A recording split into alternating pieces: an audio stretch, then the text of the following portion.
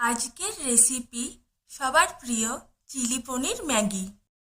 পনির, capsicum, tomato, পেঁয়াজ পালা, রসুন, ম্যাগি লাগবে।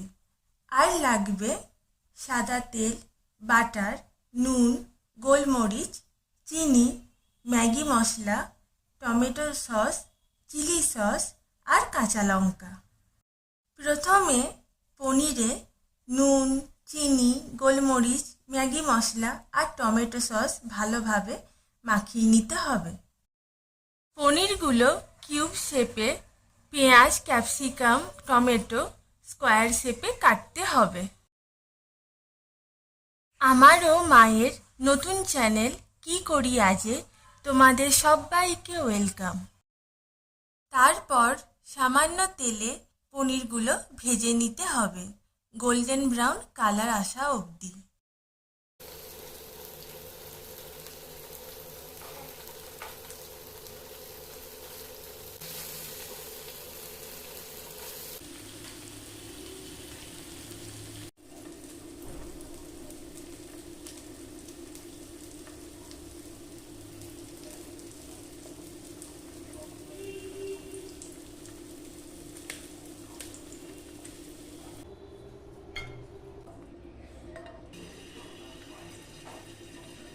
তারপর পনিরগুলো তুলে রেখে ওই তেলে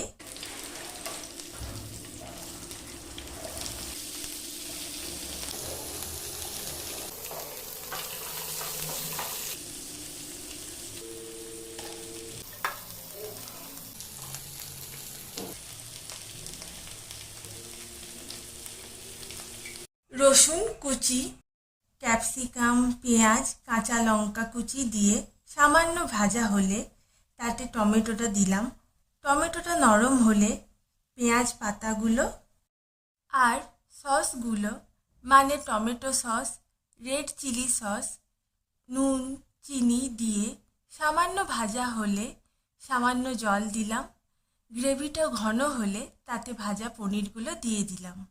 এভাবেই রেডি আমাদের চিলি পনির।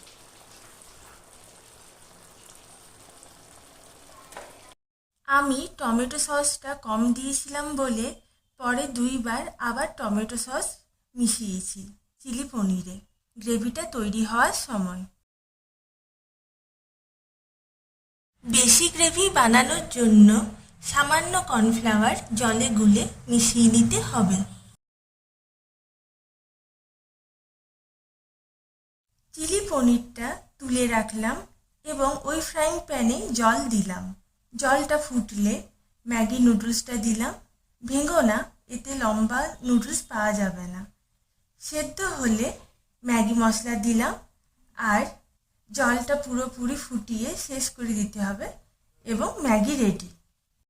যদি তোমাদের এই ভিডিওটা ভালো লেগে থাকে তাহলে অবশ্যই সাবস্ক্রাইব এবং লাইক করে আমার ছোট্ট চ্যানেলটাকে গ্রো করতে সাহায্য করো।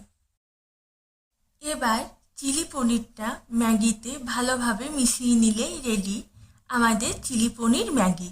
আর দেখো এটা কতটা ননস্টিকি হয়েছে, কারণ চিলি পনির যে ফ্রাইং প্যানটাতে হয়েছিল আমি না ধুয়ে সেটাতেই জল দিয়ে ম্যাগিটা বানিয়েছিলাম।